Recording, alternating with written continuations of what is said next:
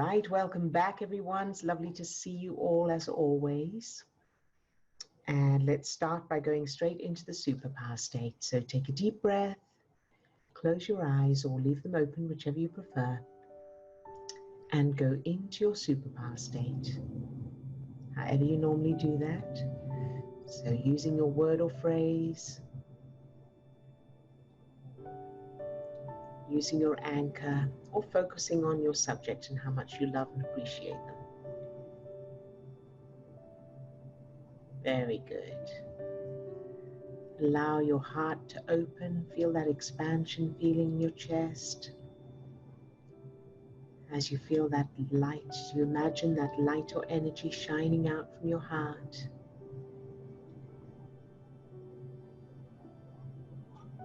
And allow that light or energy to spread down to your toes, up to the top of your head, and out to your fingertips. So you're now full of that light, that energy, that love. Good job. And now allow that light, that energy to fill each of the 50 trillion cells that make up your body. Love each cell just for existing.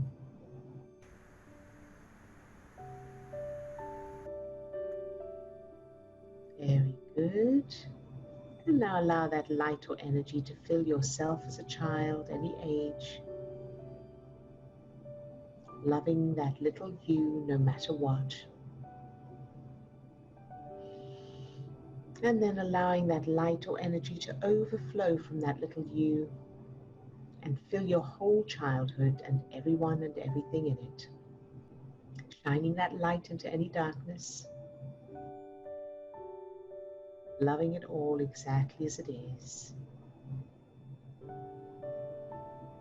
Very good.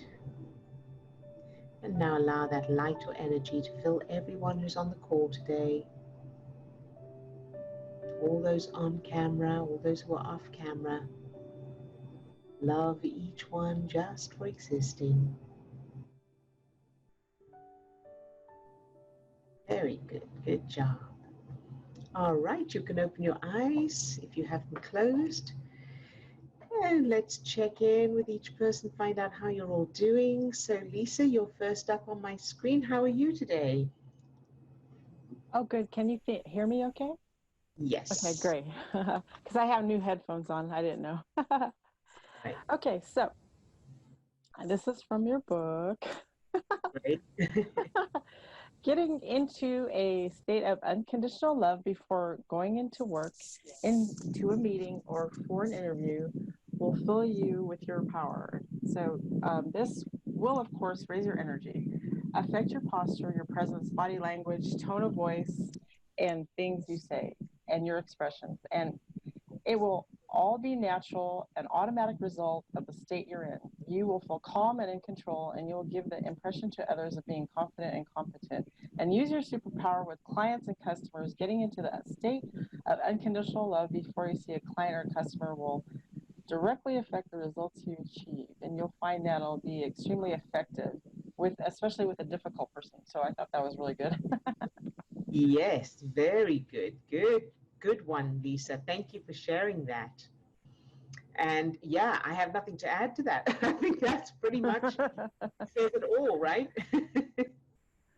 Very good. Thank you for sharing that, Lisa. You Thank always you. have such great input and contribution, so we appreciate that.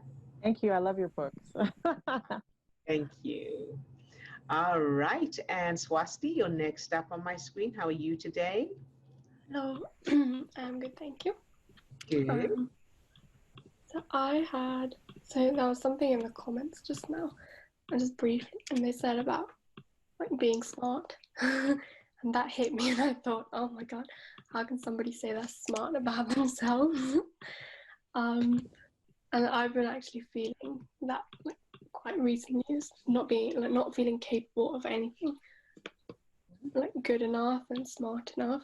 I know that's very general, but I've been working on whatever's come up like in the moment. But like, is there anything else that I could be doing? Okay, so tell me what, because I haven't quite got that. So what's the thing about being smart? Yeah, so like in the comments it says, yeah, I agree that that was a smart comment. And I thought, how can you think that about yourself? How can you think you're smart? Okay, all right. So it's about, so what's wrong with someone thinking they're smart? What does it mean to you? I think it's arrogance Okay. to a certain extent. Like you should Uh, feel confident, but not overconfident. That's not good as well. okay. So what's wrong with arrogance or overconfidence? It's like showing off and getting attention. Very Well, good. unnecessary attention. Good job. And what's wrong with that? Um,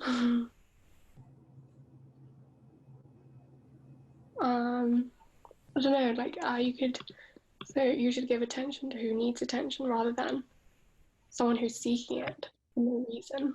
Very good. And so if somebody's seeking attention, it means they don't need it. No.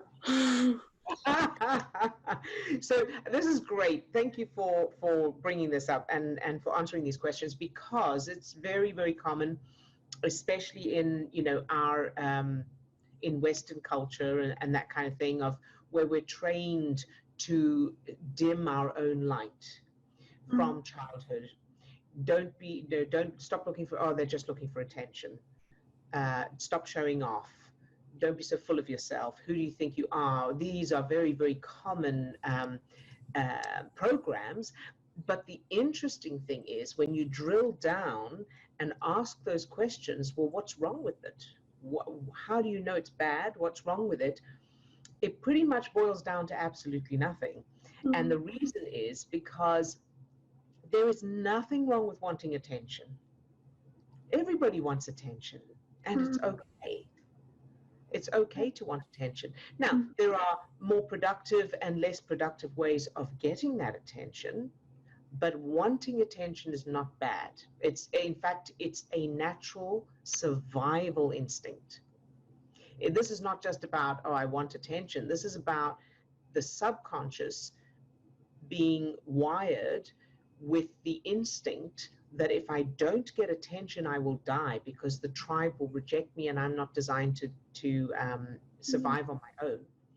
So we want to address the conscious mind's logic of this first, because so that it's not interrupting and going, oh, but it's bad, and coming up with, oh, they just want this, that, and the other.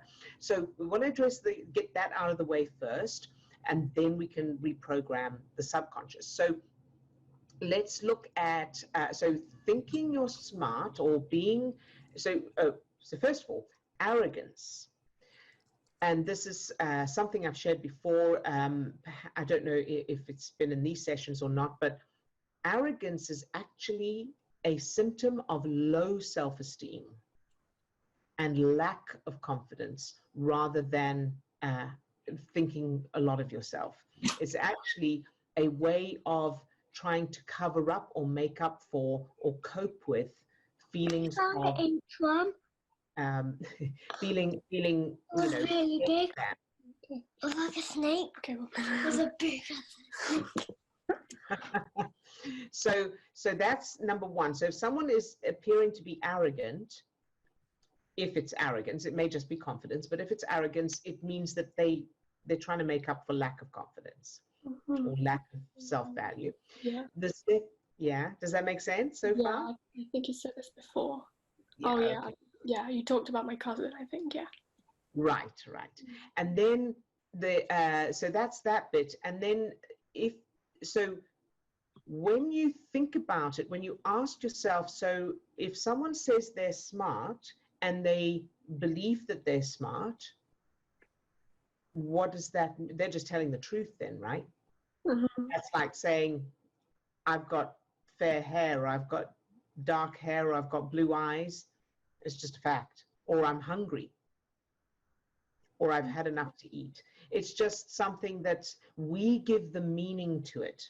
Now, the person who's saying, oh, I'm smart, let's say this, let's say somebody's saying, I'm actually smart, I'm smart, or I'm so intelligent. Now, their meaning may be different to ours, their reference for saying I'm intelligent, right? And someone else, in someone else's mind, it could be, in a lot of people's minds, it means they are being full of themselves. And we are programmed with the idea of someone thinking they're better than us, that's a danger. So if someone thinks they're better than us, that's dangerous. That's how we see it. Now, the more empowered way to live is to go, if they think they're better than us, that's okay, because that's their business. What they think is their business. It's what I think that's important. So that's one thing. The other thing is we tend to have an instinct that things are contagious. Like if they think they're cleverer than me, I'm going to end up thinking that too. So that's another aspect of it. So now let's look at, because let's say, so you're smart, right? No. Really? Well, everybody says you work hard, but you don't have the brains.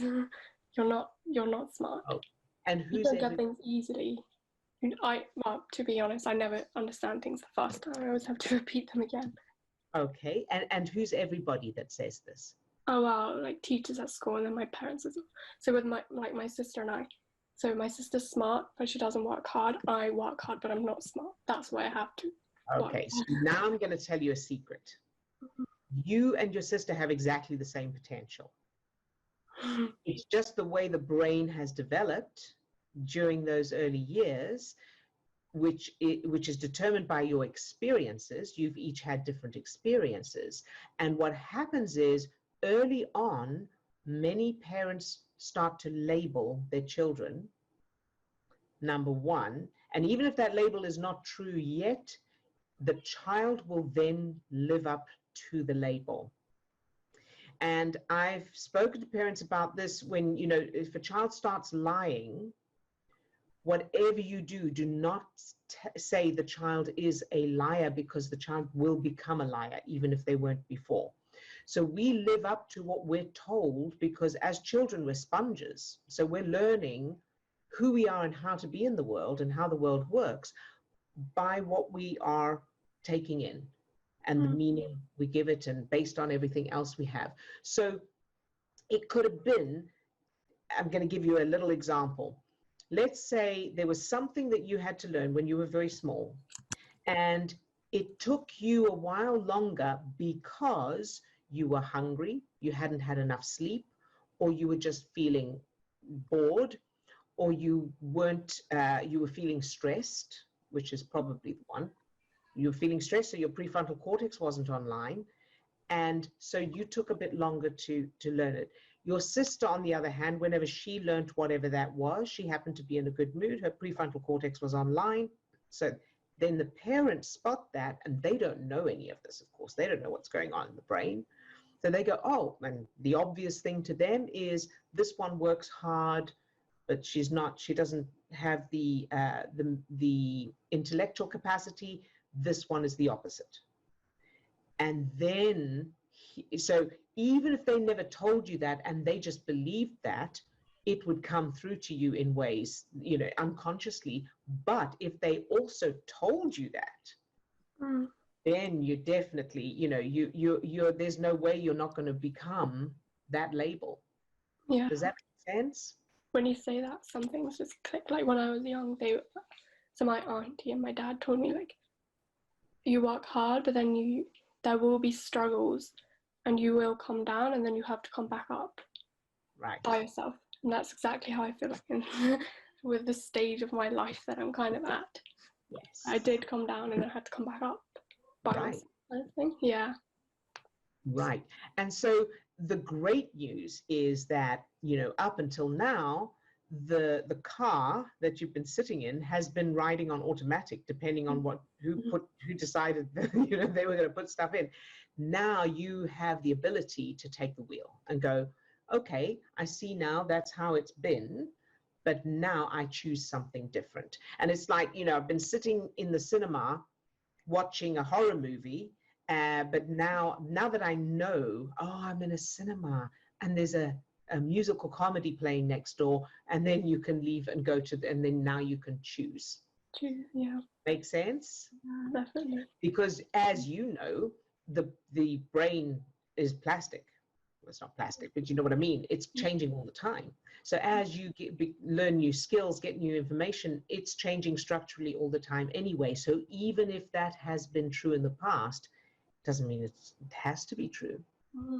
And the same for your sister. Your sister at any point could decide to work harder, or she could get stressed, prefrontal cortex goes offline, and she can't do what she's been able to do. So it changes as you go, depending on where you're facing rather than what's been predetermined.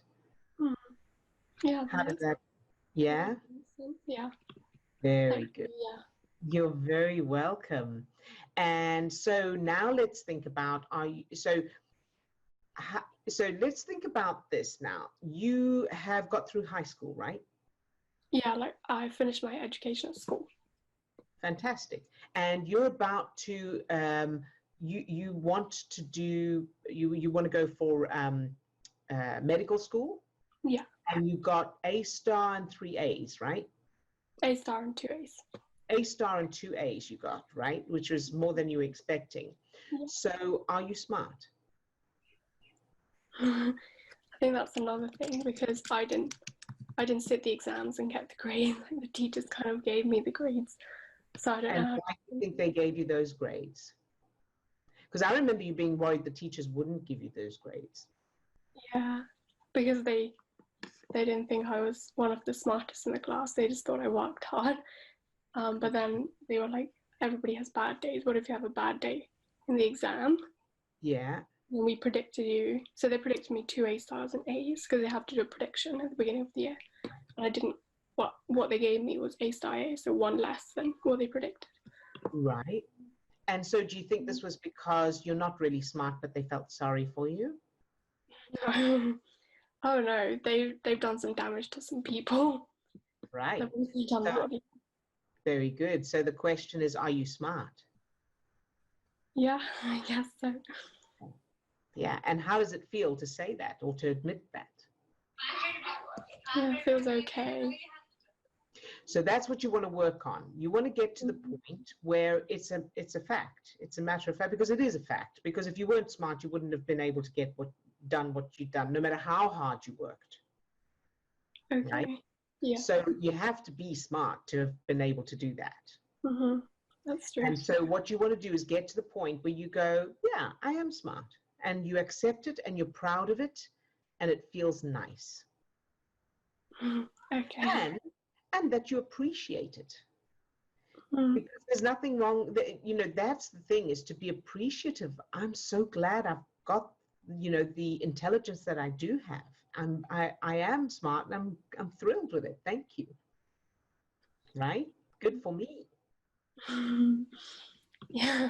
And that's going to make a difference in interviews and when you do any more exams, any more work. That background of, yeah, I am smart is going to make a big difference from, oh, I'm not smart. I'm the one who works hard, but I'm not really smart. Those are two very different, that are going to produce very different results. Okay, so in terms of references, should I put that in my childhood? So every time they say I struggled or not getting it, I do get it easily. I understand it easily. And I would add in what your parents said about your sister, they say about you instead. They say, oh, Swasti's the smart one. She doesn't need to work very hard. Whatever they said about your sister, have them say that about you. Oh, okay. All right? Yeah, thank you. Good job. You're very welcome, Swasti. Good job. All right, Katrina. Hi, Katrina. Hi, Udo. How are you today?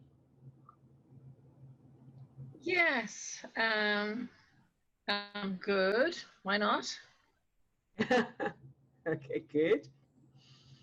Glad to hear it. Anyway, um, so yeah, something happened over the weekend, and I made a few phone calls and a few text messages, and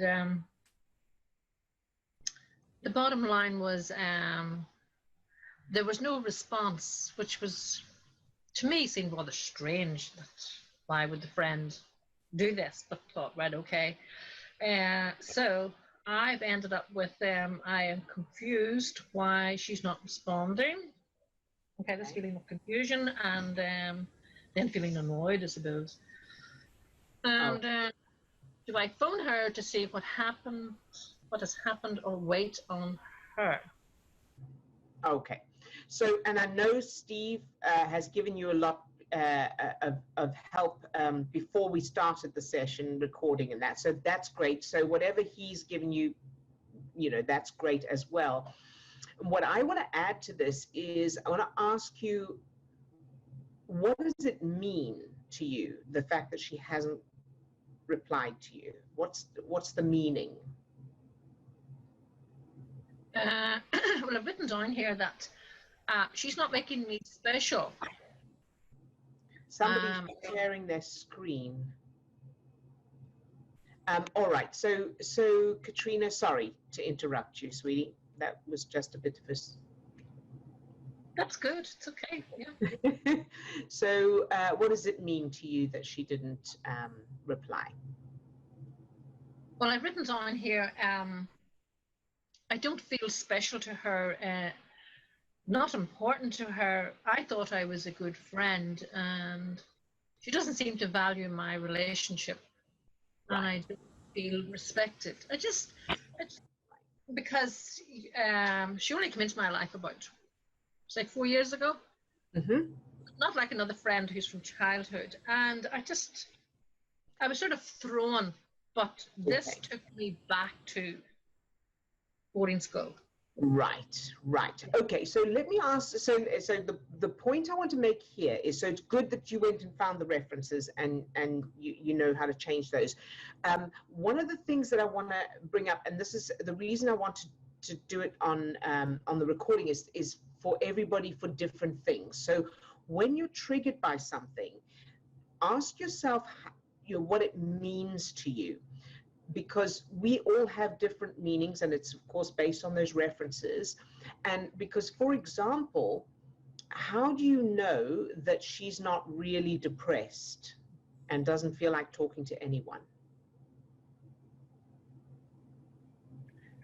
Well, yes, she could be. There's a lot going on in her life, but I don't care. I mean, I don't, it's quite easy to say it's not suitable, we'll catch up later, it's not a good time, just...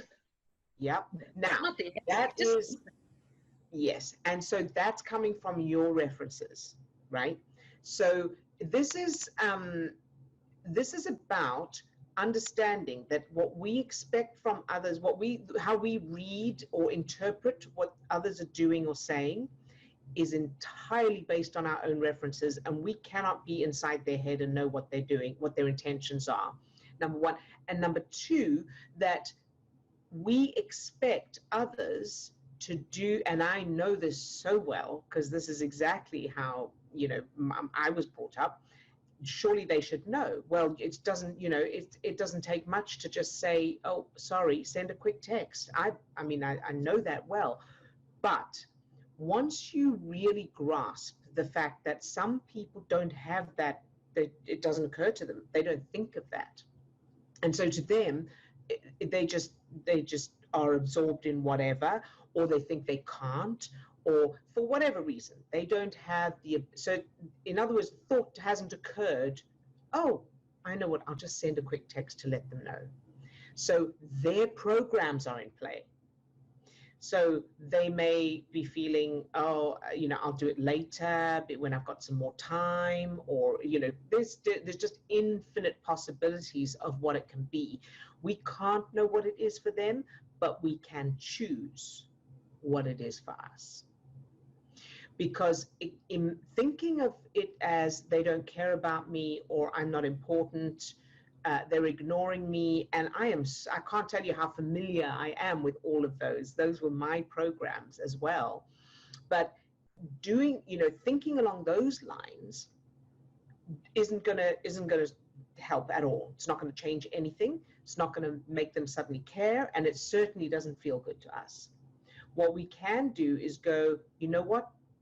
She'll get back to me when she gets back to me, and if she doesn't, that's okay too. That's what you want to aim for. Now, to get there, of course, changing the references. Also, what's the worst case scenario? Worst case scenario may be she never speaks to me again. She hates me. Make peace with that. Make peace with that, and it will probably never happen. But if you're able to let go and go, you know what, if she's just lost it, or she doesn't like me, or she's changed her mind, or she's angry, or whatever, that's okay. Then you get on with your life, enjoying your life, doing what you can control, to focusing on how you feel and all of that. Then what she does, so then two things. Number one, you may suddenly hear from her. We don't know. Number two, you'll know what is the best action to take, if any. It will be because it'll be coming from a place of empowerment and feeling good and the prefrontal cortex online. So it may just be a little text saying, hey, just checking you're okay, or whatever. But it's coming from a place of compassion, kindness, caring, and love, rather than, why are you doing what you're doing? Why are you doing this to me? Or what's your problem? Or whatever, which would be the normal thing for, in the past for me, definitely. How does that sound? Yeah, that's excellent. But I find that I have this need to, and I think that's what holds her back, in that I will, it's not the word reprimand you, but I will bring it to your attention, and in a sentence, and then, but I still love you, and will we go and play tennis? But I have to get that is a must for me. This is, yeah. Yeah. Very good, very good. And so let's say that you don't say anything. How would that feel?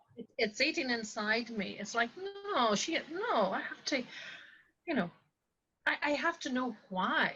And I don't care what the reason is, but then I now understand. It's so spot on with me. I can't tell you how that is me, basically. That is exactly what I would say in the past. I mean, it's so incredibly accurate. Okay, so, and the references, of course, are going to be different. So you've spoken with Steve about the boarding school reference, and that's great. I know he's helped you to come up with some ideas for changing that as well.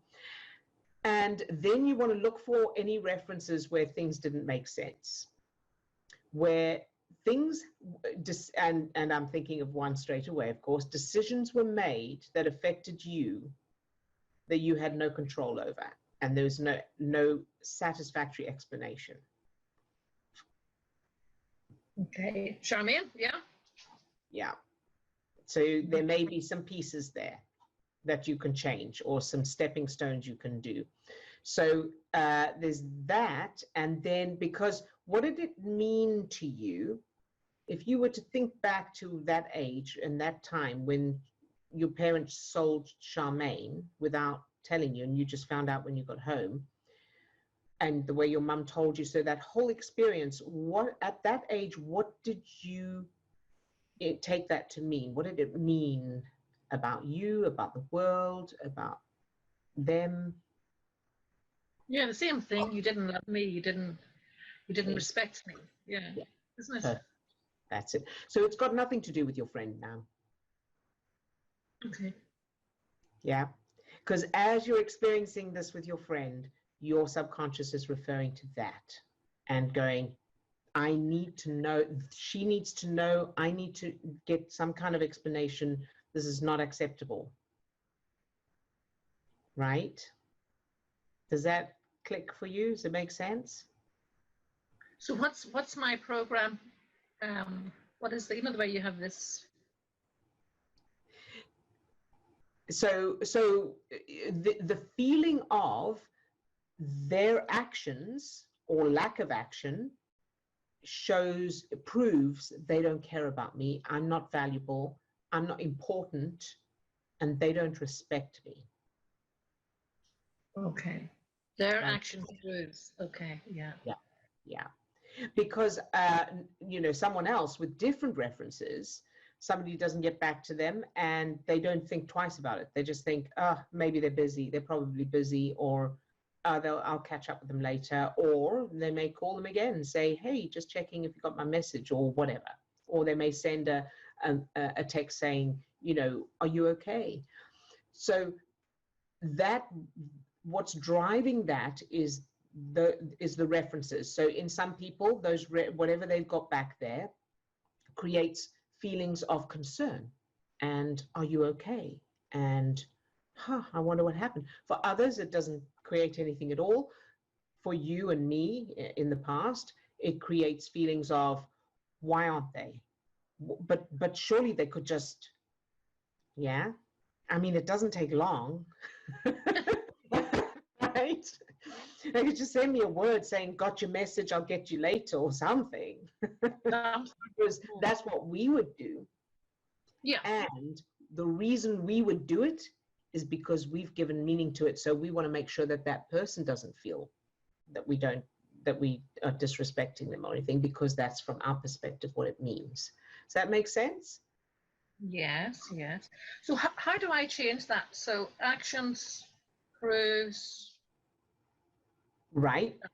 that you don't love me. So how do I change that to reprogram that to whatever? Okay. One of the things I'm seeing is the need for a stepping stone there. So I think we've done a similar stepping stone, but probably not quite this.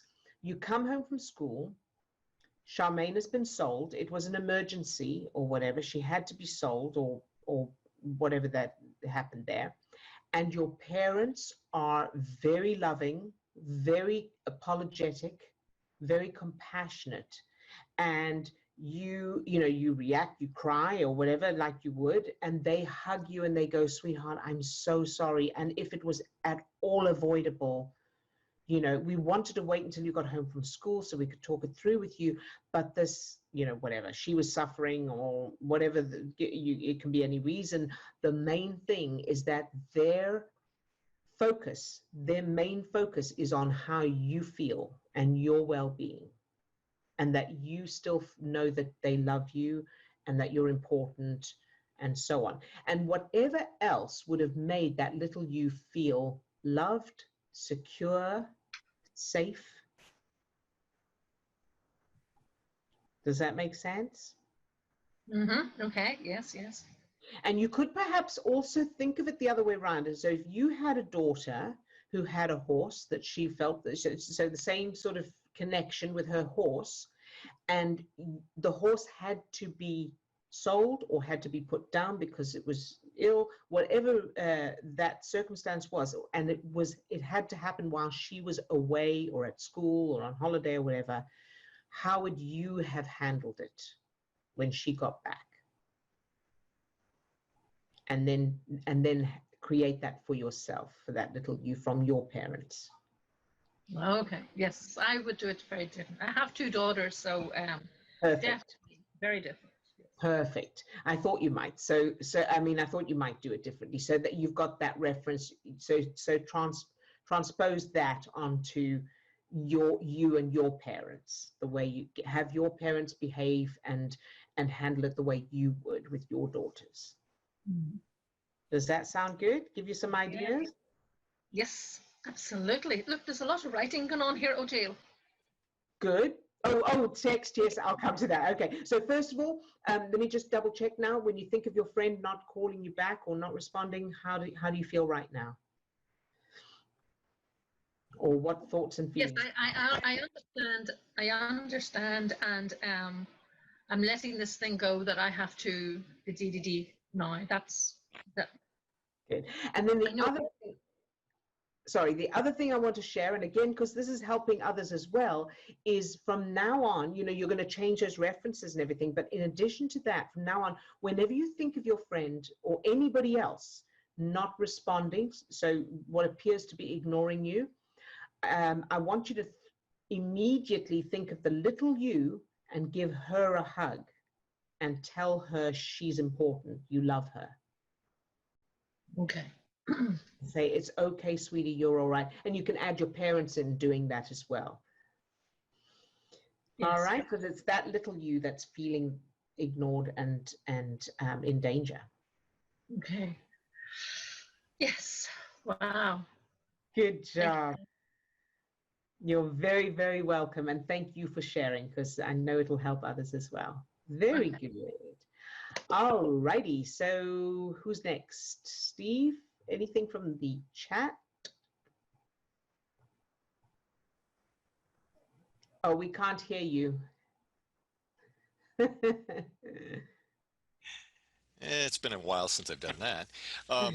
Yeah, no, there's a lot of great comments back and forth regarding the discussion.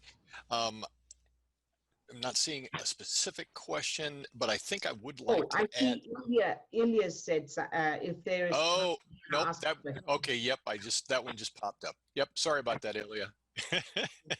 Did you want to say something first, Steve? Just a reference to the discussion that was happening with those judgments that get put on us as children. So like in Swasti's case, not being the smart one, or and there's some other things coming up in the chat, getting the label of being the smart one. Yes. That is also that's also a limiting belief. So it can have negative impacts on us as well. That, right. Whatever those judgments are that we're carrying around, those belief systems that we're carrying around as children, it's good to take a look at all of those because they're having an impact on us, yeah. So, and they can be producing all different kinds of stress reactions, even though we, that culturally it's like, oh, I'm the smart one, but it's like, that's having an impact on what choices and decisions you're making in your life. Does that really fit, and is it authentic to who you are? Mm-hmm. Does that make some sense? Yeah, very good. Yes, I think deciding on what you want. So in other words, if you could wave a magic wand, what would you be like? What would your talents be? What would your skills be in that? And then that's what you were told as a child, so that you live up to the things you want rather than things that they decided. Very good. Thank you, Steve. And Ilja, I've unmuted you. Here we go. Hey, how are you? Well, I have actually two questions. And the first question is, we have a massive family secret. Okay. And it has been going on for years, and it has been very traumatic for me. And I used to really hold on to this because of the hurt. And I wanted my parents to know how much it hurt me, but actually it didn't help anything. But we never talked about it. So I spent a lot of time and I changed everything in my subconscious about this whole secret, every hurt. I gave myself all the apologies I wanted, I needed. So in my subconscious, the secret doesn't exist anymore, and I feel okay with it. And I actually, and when I think, so this is again a question about the difference between the subconscious and the real world, or maybe the outside world, because it's not also the real world. Yes, good point. So in my subconscious, everything is fine now. And when I think about it, I'm not hurt anymore. I don't have this need to discuss it. I don't have the need to make someone know how much it hurt me. But the secret still exists in the outside world, in the family, and we still don't talk about it in real life. But I don't feel this urge to bring it up or something. Is that okay? Does it mean that I have healed it? Or do I still need to work on it? So I do need to bring it up or confront people, because I don't have that desire at all. So the secret is there, and how they feel about it now, that's not my problem anymore. Right. So tell me what would be the purpose, or what would be the reason for needing to bring it up? Well, before I healed it in my subconscious, the reason to hold on to it and to maybe bring it up someday was I wanted them to know how much it hurt me. Okay. But now that I changed it, I don't have that need anymore. Right. But in the outer, the secret still exists. It's not just patty boom disappeared. Okay. So now let me ask you this, Ilja. So, how do you know if you and your family never talk about it? How do you know it still exists? Because consciously, I just know that it did happen at some time during a period of my life. And how much are you thinking about it? Because of course there's a lot of things that happened, but not anymore. Actually, I don't think about it anymore. Because I have changed the references and used lots of stepping stones. So now I just consciously I know what happened, but I just see the subconscious references and the feelings. Very good. So what you want to do, and it sounds like you're there, is see this the secret, whatever it was, in the real world as an old phone number. So you know you had an old phone number, but you're not constantly referring to it, right? You're not thinking about it. You're not referring to it. When somebody asks you your phone, or you need your phone number, it's the new one that comes to mind.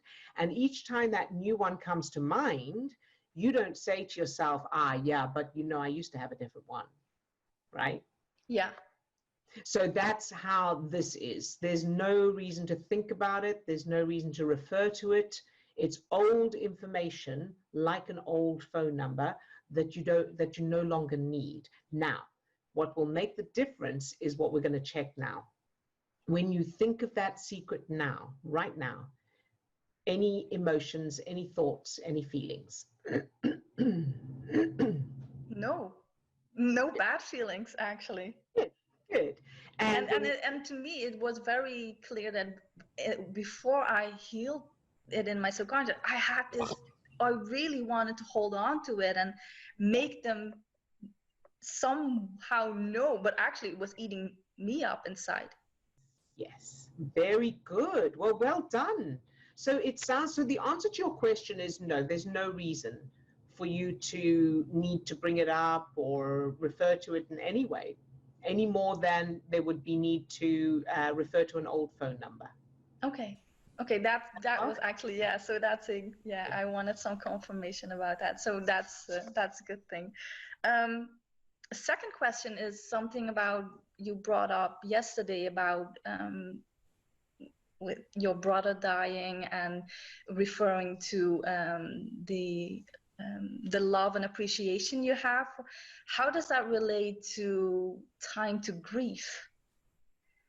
Time to grieve. So because some people might say that there is benefit and healing in grieving, but how does that relate to when do you change something? How much do you grieve? Right. So my view on that now, my view, and from what I know, is it's different for different people, and different people have different coping skills. So the truth is, physiologically, there is no reason for grieving. There's no actual practical reason for grieving, just for grieving, right? What grieving does, and somebody says, it's good to have a good cry. It helps me to have a good cry. And I used to feel that as well, where the pressure and tension build up. I'd have a really good cry once every few months, really good cry, and then I'd feel so much better afterwards. And so the only reason for those intense emotions, those negative emotions, is to release the pressure.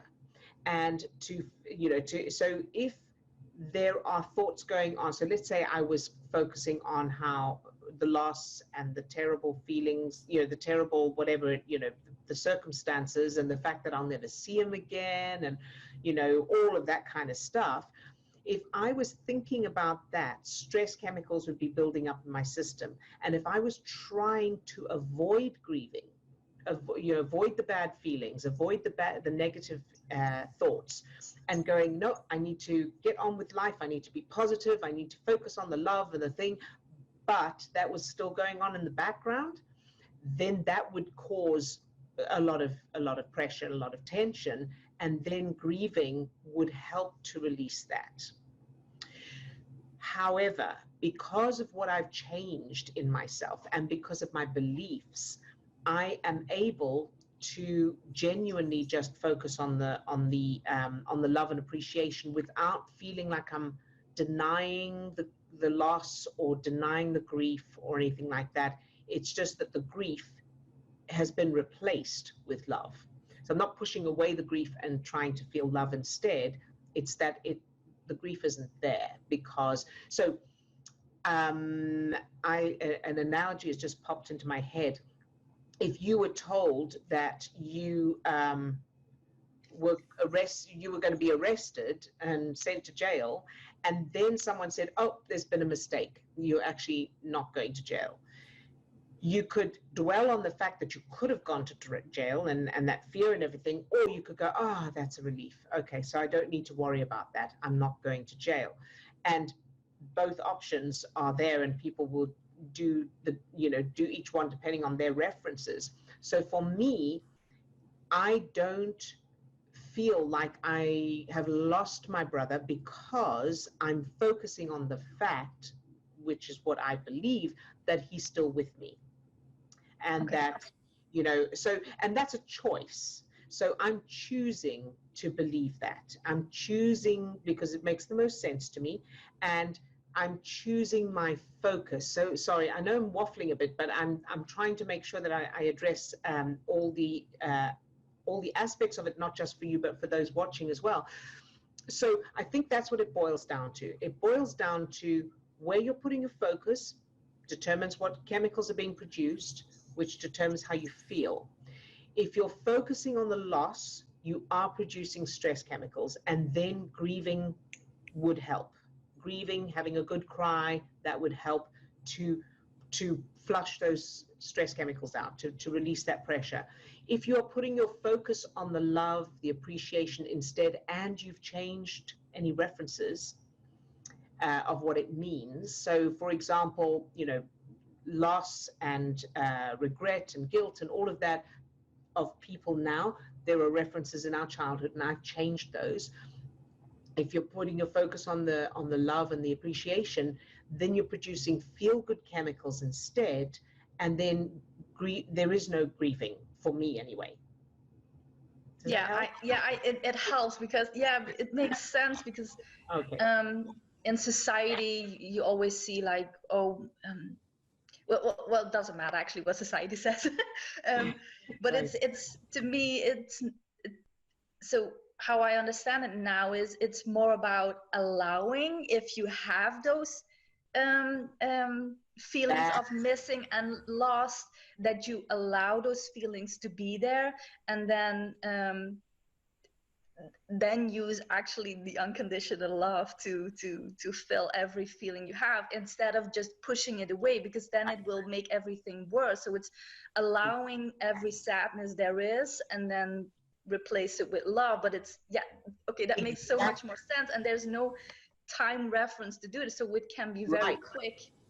Exactly. And so you're spot on, Ilja, and I'd like to add to that you allow it in awareness that you get to choose it. Yeah. In other words, that there's nothing outside of you that says you have to, or you don't have to, or you should, or you shouldn't. In that as you're allowing it, you have that attitude of, I am going to allow this now. Yeah, because and I think I don't want to allow it anymore, then I won't. So it's all that empowerment. Yeah, because I think when you allow it, because what we're doing with all this changing memories, you also allow the bad feelings first to bring it down. And with grieving, but that's my perception, I think a lot of people grieve for a long time because they are pushing it away and not allowing the sad feelings to be there. And that's why grieving can take a very long time, maybe never heal, because they don't face those feelings. But that's maybe just a perception. Yeah. So partly, I think you're right about for some people. For other people, they do allow it, but they're living in it. And so their focus is on that all the time. So there are people who have, openly grieved for years. So every time they think of that person, they feel that sadness, they feel that missing, that longing, or whatever negative emotions are there, because they haven't managed to change the references behind it, and they don't know that they can replace the grief and hurt and pain with love and appreciation. Yes, thank you very much. It makes so much sense. Thank you. Good, you're very welcome. Thank you for sharing that, Ilja. All right, everybody. So, Steve, if you could send me the targets, and let's go into the superpower exercise targeting. So take a deep breath and either close your eyes or leave them open, whichever you prefer. And go into your superpower state, however you normally do that. So using a word or phrase, using your anchor, or by focusing on your subject and everything you love about them. Start to feel your heart opening, your chest expanding as that light, that energy shines out from you. And then allow that light or energy to spread down to your toes, up to the top of your head and out to your fingertips. So you're now full of that light, that energy, that love. Good job. Now allow that light or energy to fill each of the 50 trillion cells that make up your body. Love each one just for existing. Very, very good. And now fill your target with that light, your subject with that light, that energy. Love your subject just for existing. And then imagine your subject doesn't want to be with you or doesn't have the qualities that you love and admire. And keep them filled with that light, that energy anyway. Good job. Now let's go to Lisa. Fill Lisa with that light, that energy, from the tips of her toes to the top of her head and out to her fingertips. Love Lisa just for existing.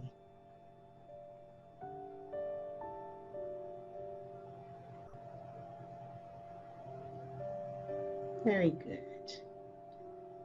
And now to Katrina.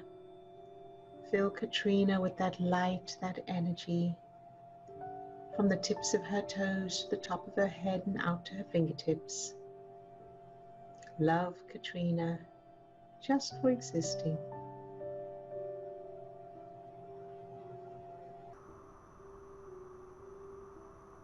Good job. And now to Carrie.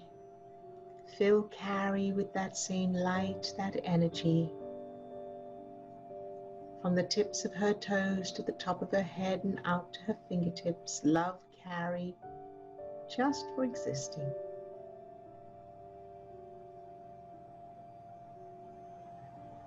Good job, very good. Now allow that light, that energy to overflow from Carrie and fill her friend Chris, who may have MS, and love Chris. And I'm not sure if it's a male or female, but love Chris, whether they have MS or not, regardless. Love every cell of their body, love them exactly as they are, and love whatever happens, whatever the outcomes may be, shining this light into any darkness, loving it all anyway.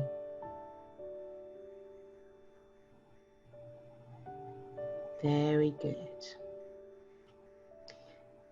And now let's go to Chris Thomas and fill Chris with that same light, that energy from the tips of her toes to the top of her head and out to her fingertips.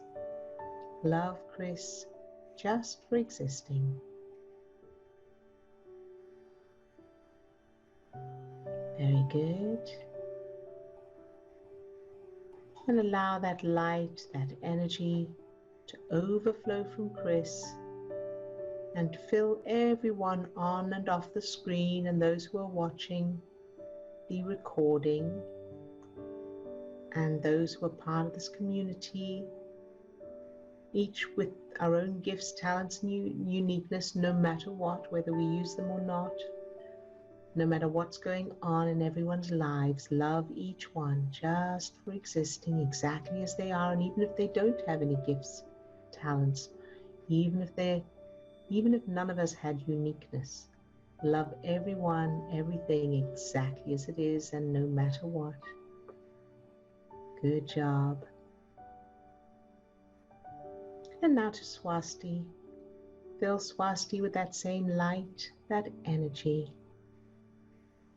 From the tips of her toes to the top of her head and out to her fingertips, love Swasti just for existing. And allow that light, that energy to overflow from Swasti and fill her gap year and everything that she hopes to achieve, whether she achieves it or not. No matter what happens during that gap year, and no matter what she achieves or doesn't achieve, love it all exactly as it is, shining that light into any darkness and loving it all exactly as it is. Good job. And now think of yourself later today and fill that version of you with that same light, that energy, no matter what. Whatever you'll be doing, believing, feeling, experiencing, love that version of you exactly as you are. And surge. Very good. And surge again. Good job. And pick one target in your life or in the world that triggers you. And fill that target with that light, that energy, exactly as it is, without any particular outcome, no matter what happens, exactly as it is. Love it anyway, shining that light into any darkness. Very good. And you can open your eyes if you haven't closed. Good job, everyone. And we will see you tomorrow, same time, same place. Lovely to see you all. All right, take care. Lots of love to all of you. Bye-bye now.